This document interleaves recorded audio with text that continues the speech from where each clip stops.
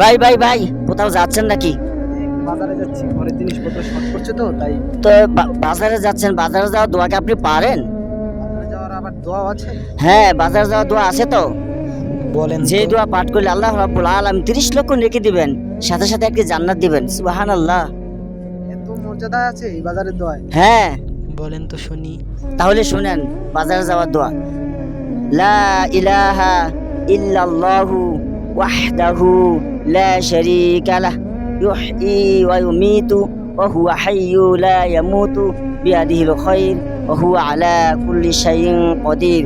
রাসূল সাল্লাল্লাহু আলাইহি ওয়াসাল্লাম বলেছেন, কোনো ব্যক্তি যদি বাজারে গিয়ে এই দোয়া পাঠ করে তাহলে 10 লক্ষ সওয়াব হয়, 10 লক্ষ মর্যাদা বৃদ্ধি পায় এবং 10 লক্ষ গুনাহ মাফ হয়। সাথে সাথে আল্লাহ রাব্বুল আলামিন ওই ব্যক্তিকে একটি জান্নাত দেবেন। সুবহানাল্লাহ। এত মর্যাদা রয়েছে? হ্যাঁ, তাহলে হুজুর আমি বসলাম, বাজারে আমি এই দোয়া মুখস্থ না করে আর যাবো না।